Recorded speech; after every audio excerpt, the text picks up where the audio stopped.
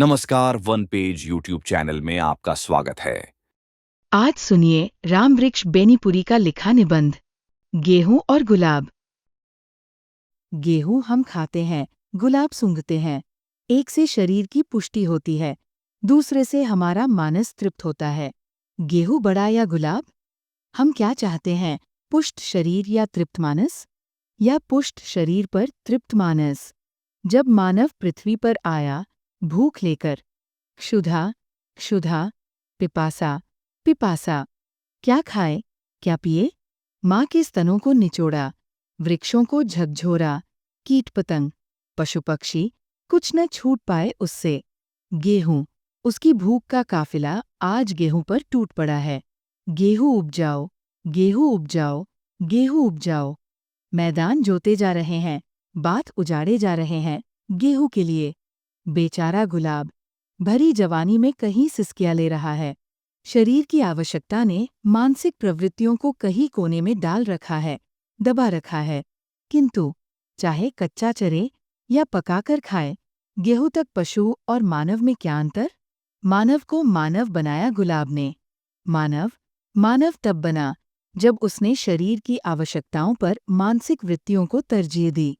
यही नहीं, जब उसके पेट में भूख खावखाव कर रही थी, तब भी उसकी आंखें गुलाब पर टंकी थी। उसका प्रथम संगीत निकला जब उसकी कामिनियां गेहूं को ऊखल और चक्की में कूट पीस रही थी। पशुओं को मारकर, खाकर ही वो तृप्त नहीं हुआ। उसकी खाल का बनाया ढोल और उनकी सींग का बनाई तुरही।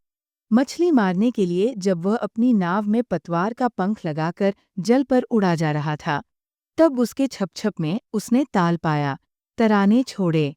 बाँस से उसने लाठी ही नहीं बनाई, बंसी भी बजाई। रात का काला घुप पर्दा दूर हुआ, तब वो उच्छ्वसित हुआ, सिर्फ इसलिए नहीं कि अब पेट पूजा की समिधा जुटाने में उसे सहूलियत मिलेगी, बल्कि वो आनंद विभोर हुआ उषा की लालिमा से, उगते सूरज की शनैः-शनैः प्रस्फुटित होने वाली सुनहली किरणों से, पृथ्वी पर चमचम करते लक्ष-लक्ष ओस कणों से। आसमान में जब बादल उमड़े, तब उनमें अपनी कृषि का आरोप करके ही वह प्रसन्न नहीं हुआ। उनके सौंदर्य बोध ने उसके मनमोर को नाच उठने के लिए लाचार किया। इंद्रधनुष ने उसके हृदय को भी इंद्रधनुषी रंगों में रंग दिया। मानव शरीर में पेट का स्थान नीचे है, हृदय का ऊपर और मस्तिष्क का सबसे ऊपर। पशुओं की तरह उसका पेट और मानस समानांतर रेखा में नहीं है। जिस दिन वह सीधे तनकर खड़ा हुआ, मानस ने उसके पेट पर विजय की घोषणा की। गेहूं की आवश्यकता उसे है, किंतु उसकी चेष्टा रही है गेहूं पर विजय प्राप्त करने की। उपवास, व्रत, तपस्या आदि उसी चेष्टा के भिन्न भिन्न रूप रहे हैं। जब तक मानव के जीवन में गेहूं और गुलाब का संतुलन रहा, वह सुखी रहा, सानंद रहा। वह कमाता हुआ गाता था और गाता हुआ कमाता था। उसके श्रम के साथ संगीत बंधा हुआ था और संगीत के साथ श्रम। उसका सावला दिन में गाय चराता था, रात में रास रचाता था। पृथ्वी पर चलता हुआ वो आकाश को नहीं भूला था, और जब आकाश पर उसकी नजरें गड़ी थीं, उसे याद था कि उसके पैर मिट्टी पर है। किंतु धीरे धीरे ये संतुलन टूटा। अब गेहूं प्रतीक बन गया हड्डी तोड़ने वाले, थकाने वाले, उबाने वाले, नारकीय यंत्रणाएं देने वाले श्रम का। वह श्रम जो पेट की क्षुधा भी अच्छी तरह शांत न कर सके। और गुलाब बन गया प्रतीक विलासिता का, भ्रष्टाचार का, गंदगी और गलीज का। वह विलासिता जो शरीर को नष्ट करती है और मानस को भी। अब उसके सावले ने हाथ में शंख और चक्र लिए। नतीजा महाभारत और यदुवंशियों का सर्वनाश। वह परंपरा चली आ रही है। आज चारों ओर महाभारत है, गृहयुद्ध है, सर्वनाश है, महानाश है।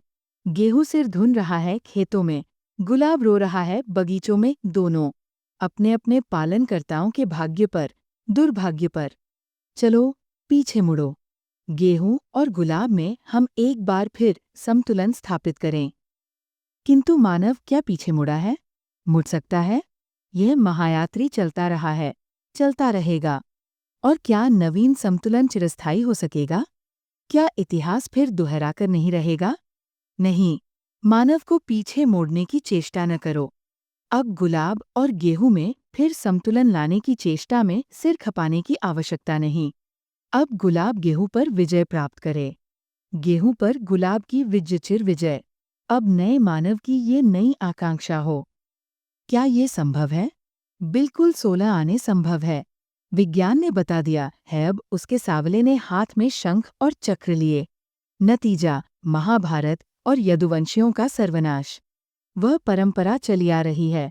आज चारों ओर महाभारत है, गृह युद्ध है, सर्वनाश है, महानाश है। गेहूं सिर धुन रहा है खेतों में, गुलाब रो रहा है बगीचों में, दोनों अपने अपने पालनकर्ताओं के भाग्य पर, दुर्भाग्य पर। चलो पीछे मुड़ो। गेहूं और गुलाब में हम एक बार फिर संतुलन स्थापित करें। किंतु मानव क्या पीछे मुड़ा है? मुड़ सकता है? यह महायात्री चलता रहा है, चलता रहेगा। और क्या नवीन संतुलन चिरस्थायी हो सकेगा? क्या इतिहास फिर दोहराकर नहीं रहेगा? नहीं, मानव को पीछे मोड़ने की चेष्टा न करो। अब गुलाब और गेहूं में फिर संतुलन लाने की चेष्टा में सिर खपाने की आवश्यकता नहीं। अब गुलाब गेहूं पर विजय प्राप्त करे। गेहूं पर गुलाब की विजय, चिर विजय। अब नए मानव की ये नई आकांक्षा हो। क्या ये संभव है? बिल्कुल 16 आने संभव है। विज्ञान ने बता दिया है ये गेहूं क्या है, और उसने ये भी जता दिया है कि मानव में ये चिरबुभुक्षा क्यों है। गेहूं का गेहूत्व क्या है, हम जान गए हैं। ये गेहूत्व उसमें आता कहाँ से है, हमसे यह भी छिपा नहीं है। पृथ्वी और आकाश के कुछ तत्व एक विशेष प्रतिक्रिया के पौधों की बालियों में संग्रहित होकर गेहूं बन जाते हैं। उन्हीं तत्वों की कमी हमारे शरीर में भूख नाम पाती है। क्यों पृथ्वी की कुड़ाई, जुताई, गुड़ाई? हम पृथ्वी और आकाश के नीचे इन तत्वों को क्यों न ग्रहण करें? ये तो अनहोनी बात, यूटोपिया, यूटोपिया। हाँ, ये अनहोनी बात, यूटोपिया तब तक बनी रहेगी जब तक मानव संहारकांड के लिए ही आकाश पाताल एक करता रहेगा। जो ही उसने जीवन की समस्याओं पर ध्यान दिया, ये बात हस्तामलकवत सिद्ध होकर रहेगी। और विज्ञान को इस ओर आना है, नहीं तो मानव का क्या, सर्व ब्रह्मांड का सहार निश्चित है। विज्ञान धीरे धीरे इस ओर भी कदम बढ़ा रहा है। कम से कम इतना तो अवश्य ही कर देगा कि गेहूं इतना पैदा हो कि जीवन की परमावश्यक वस्तुएं हवा, पानी की तरह इफरात हो जाए। बीज, खाद, सिंचाई, जुताई के ऐसे तरीके और किस्म आदि तो निकलते ही जा रहे हैं जो गेहूं की समस्या को हल कर दें। प्रचुरता, शारीरिक आवश्यकताओं की पूर्ति करने वाले साधनों की प्रचुरता की ओर आज का मानव प्रभावित हो रहा है। प्रचुरता? एक प्रश्न चिन्ह। क्या प्रचुरता मानव को सुख और शांति दे सकती है? हमारा सोने का हिंदुस्तान, ये गीत गाइए, किंतु ये न भूलिए कि यहाँ एक सोने की नगरी थी जिसमें राक्षसता निवास करती थी, जिसे दूसरे की बहुबेटियों को उड़ा ले जाने में तनिक भी झिझक नहीं थी। राक्षसता जो रक्त पीती थी, जो अभक्ष्य खाती थी, जिसके अकाय शरीर था, 10 सिर थे, जो 6 महीने सोती थी। गेहूं बड़ा प्रबल है, वह बहुत दिनों तक हमें शरीर का गुलाम बनाकर रखना चाहेगा। पेट की क्षुधा शांत कीजिए तो वह वासनाओं की क्षुधा जागृत कर बहुत दिनों तक आपको तबाह करना चाहेगा। तो प्रचुरता में भी राक्षसता न आवे, इसके लिए क्या उपाय? अपनी मनोवृत्तियों को वश में करने के लिए आज का मनोविज्ञान 2 उपाय बताता है। इंद्रियों के संयमन की ओर वृत्तियों को ऊर्ध्वगामी करने की। संयमन का उपदेश हमारे ऋषिमुनि देते आए हैं, किंतु इसके बुरे नतीजे भी हमारे सामने हैं।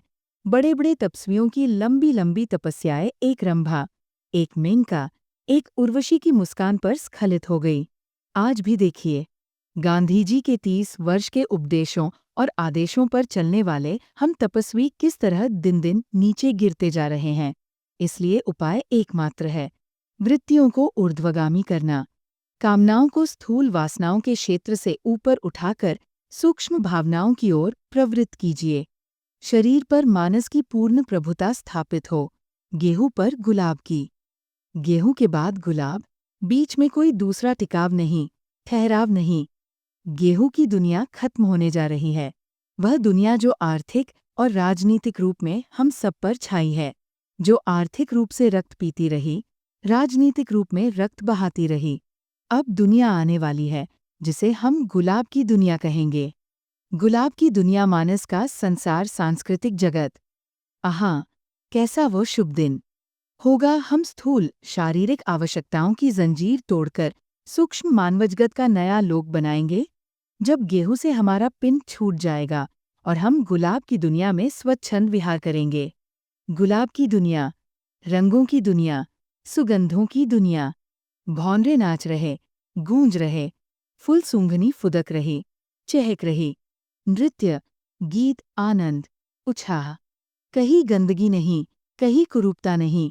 आंगन में गुलाब, खेतों में गुलाब, गालों पर गुलाब खिल रहे, आँखों से गुलाब झांक रहा।